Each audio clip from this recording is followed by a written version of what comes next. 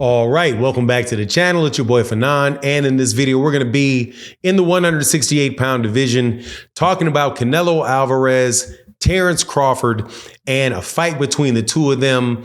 There's a hurdle to the fight, and his name is David Benavidez and Canelo Alvarez. But fortunately, there is a solution for that problem that the WBC will be 100% okay with doing.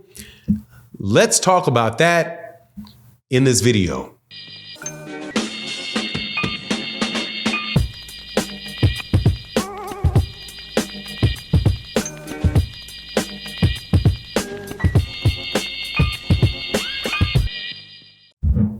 All right, welcome back to the channel. It's your boy Fanon, and in this video, 168-pound division, biggest fight in boxing according to Terence Crawford, and I don't think it's too far-fetched to say it is a fight between he and Canelo Alvarez for the undisputed title at 168 pounds. There are hurdles to the fight, but Terence Crawford had made a suggestion one time to Sean Porter about how to solve a problem just like this, and it will 100% work for Terence Crawford if he's willing to do it.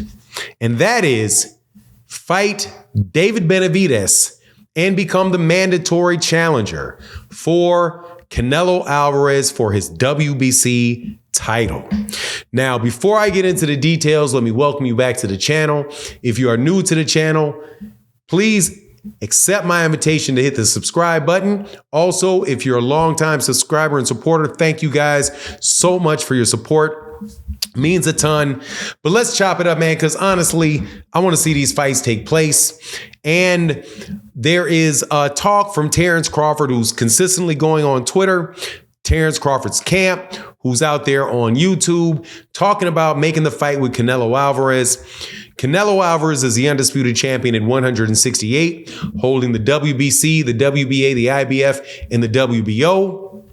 And Terence Crawford was undisputed at 147, but it doesn't look like, or at least it seems there's a chance that he will not be rematching Errol Spence Jr. And so Terence wants to go up there and fight Canelo. The problem is that the fight is probably not going to happen with Canelo Alvarez unless Terence Crawford forces that fight to take place, either by becoming a mandatory for Canelo Alvarez, or having the PBC just refuse to make a fight for Canelo Alvarez that is not Terence Crawford. Seeing as the second one of those options are not a real option, the first one is really the best option because Canelo Alvarez has already said what's in it for him: to beat somebody like Terence Crawford, who's coming up in weight, and they're just going to say, you're beating a smaller guy. He's not going to get credit for it. And it's really hard for you not for that argument not to be valid, because that's exactly what happened with Canelo when he fought Jermell Charlo, who was an undisputed champion at 154 pounds and moved up and fought Canelo for the undisputed 168-pound title. It was undisputed versus undisputed, and most of the conversation around the fight was more about how Jermell Charlo didn't fight well than it was about actually giving Canelo Alvarez credit for beating Jermell Charlo. So it's only reasonable for Canelo to feel the same way. Also, I really don't know how much money at this point is a great motivator for Canelo Alvarez, because Canelo Alvarez has been in the biggest fight in boxing several times, right? So it may be the Terence Crawford and Errol may be the biggest fight that's existing in boxing right now, maybe, but it's not the biggest fight that Canelo Alvarez has had in his career. And quite honestly, Canelo could argue that several fights that he has could be the biggest fight in boxing if he makes it, because other than Gervonta Davis, nobody's selling anywhere near the tickets that he is. However, there's also a way for Terence Crawford to get there. There was a point in time where Sean Porter was trying to get a fight with Terence Crawford in the last fight of Sean Porter's career. And if you recall, there was a message that Terence Crawford gave him, which was, become my mandatory and I'll fight you. I never don't fight my mandatories.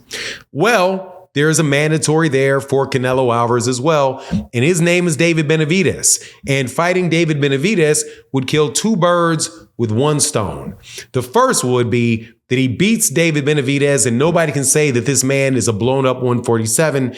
David Benavidez is widely recognized as the second best guy at 168. So beating David Benavidez will make the fight with Canelo Alvarez all the bigger, because I don't know whether or not Canelo Alvarez, or whether or not, I don't believe Terence Crawford is going to come in as the favorite against David Benavidez. So that would give him real respect in that 168-pound division, and it would place Terence Crawford as the mandatory for Canelo Alvarez. Now, some people say, well, can he become the mandatory just through the WBO? Because Canelo Alvarez is the WBO super champion.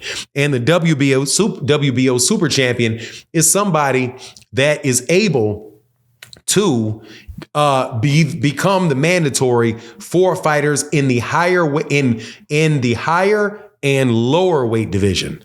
So if Canelo Alvarez when Terence Crawford moved from 140 to 147, he immediately became the mandatory he was able to petition to become the mandatory for Jeff Horn. Same thing could take place with Tim Tszyu because he's still the WBO super champion, and he is the champion at 147 pounds.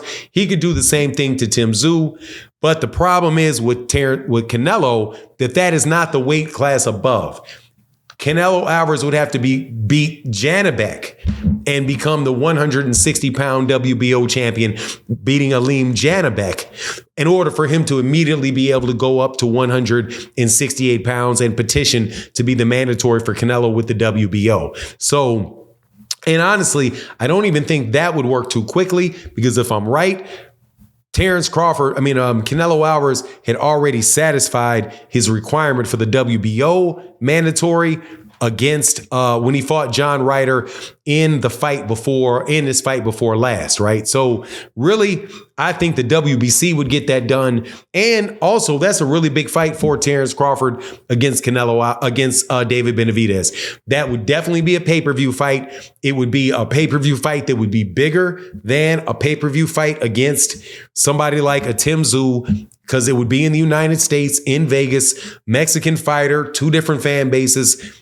two different groups of fans coming to support the fighters. I think that would be an excellent, excellent fight. Now, and I think it's something that David Benavidez would take without a doubt. Wouldn't have any issue with it at all. He could, if he doesn't fight Errol Spence, he could fight David Benavidez first, and then he could fight Canelo Alvarez in May. And if Canelo didn't fight Terence Crawford after Terence Crawford beat David Benavidez, it's a lot of pressure on Canelo Alvarez to do that. So I think that is absolutely the best route that could take place in the most realistic way to get what people say they want, which is the biggest fight in boxing. And it is a two-step process and very doable for Terence Crawford. If Terence Crawford can beat Canelo, shouldn't Terence Crawford also be able to beat David Benavidez? And if you say, well, no, he can't beat David Benavidez, but he can beat Canelo, then what is the real purpose of Terence Crawford beating Canelo Alvarez if he's not going to defend against David Benavidez? But anyway, that's my take on the matter. Please let me know what you think in the comment section. And with that, I'm out. Deuces.